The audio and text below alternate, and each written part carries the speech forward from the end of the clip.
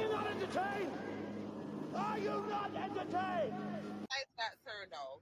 So I called my baby's father and asked him if he could get my lights turned on for me. He said no because I have a husband and that's his responsibility.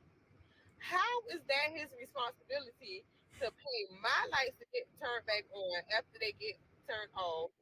And you have kids that stay here. You don't care about your kids. I understand that I have a husband. Granted, don't beat me up over it. But we fell on hard times. So as my baby's father, I feel like you're supposed to pick up the flag. So you rather for your kids be in the dark than to help your baby mother get her lights turned back on?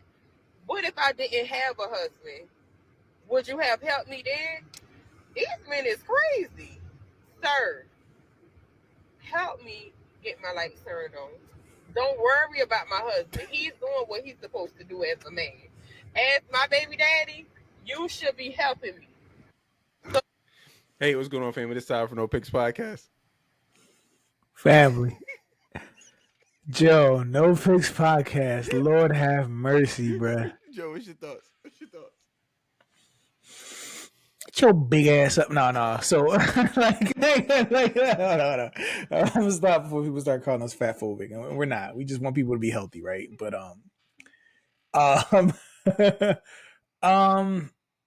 bro, what? Bro, tell me this is satire.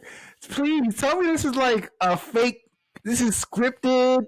Like this ain't real. Like tell me this ain't real, bro. Like what world do we live in? You got a whole husband. If you ain't got the lights turned on in your house and you are married, your husband is a bum. I'm sorry. I don't want to judge a man I don't know, but if you're living at a house with your wife and your lights get cut off and she ain't got it and you ain't got it, there's a problem. Yeah. Like y'all two grown people. What is happening that you can't pay these light bills? Yeah. You know what I'm saying? Like, and then for her to expect, bro, I completely understand her baby dad. Like, you got a whole man. You're married. That's his responsibility. When he married you, he took on all that responsibility. You know what I'm saying? Like, so I don't. If you, all right, there's so much to say, bro. That's my first thought, right? What did you feel before we like unpack this a little bit? I thought it was funny as hell, right? But I think in my head, it opened it up to a bigger discussion, right? I'm like, yo, I'm thinking of like custody situations, right?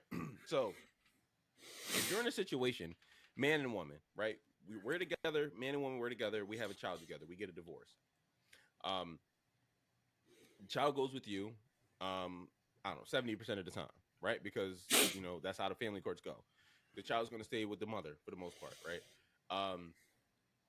As a primary caregiver, right? We'll have secondary parentship, whatever, but it's always up to the court's discretion. But my thing is, because of stuff like this, I'm thinking, yo, why wouldn't the parent that's most capable of taking care of the kid have the kid? Because if you're in a situation where your fucking lights are getting cut off, you can't afford to take care of yourself, let alone your kid or out multiple kids. So why don't you give it to the more capable parent? I don't think it should matter that you're the male or you're the mom or the dad, whoever the most capable parent is, and then the other parent that's not the primary parent needs to kick in as much as the court say they can. So I think that's ridiculous, right? So if I'm with a woman and I make $200,000 a year, she makes $40,000 a year, we get a divorce. Let's say there's no alimony, right? Of course, that's not the case, but let's just say for argument's sake, there's no alimony.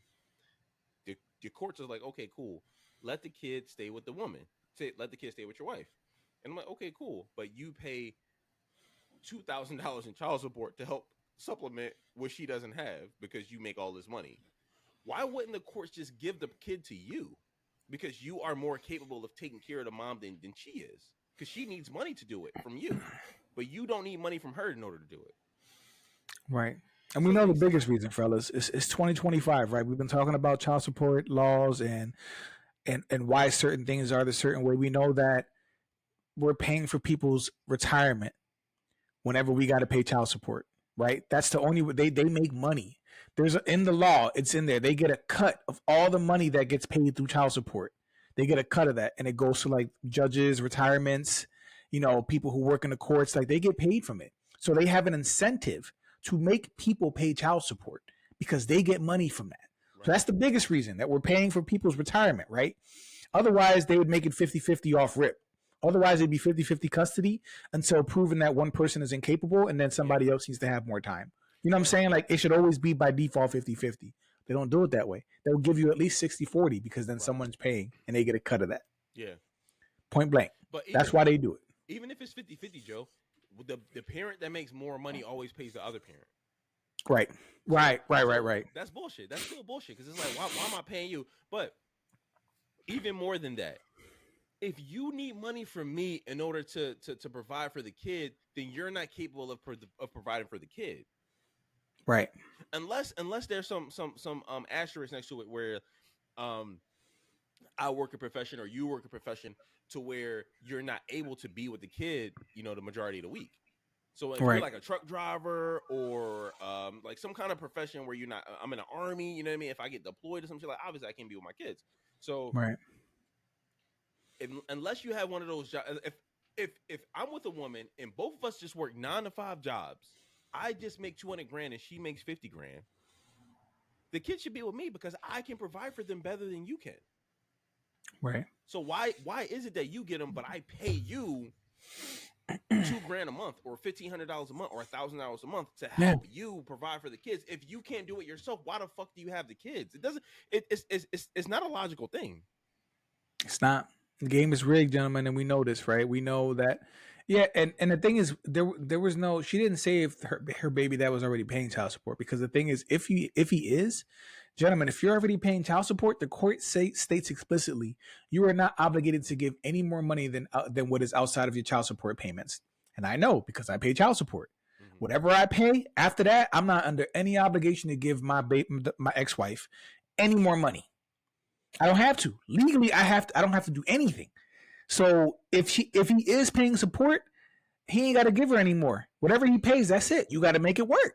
And let me say this. I think we got derailed a little bit, right? I think the issue was she's like, hey, give me money regardless of whether or not I had a significant other, whatever.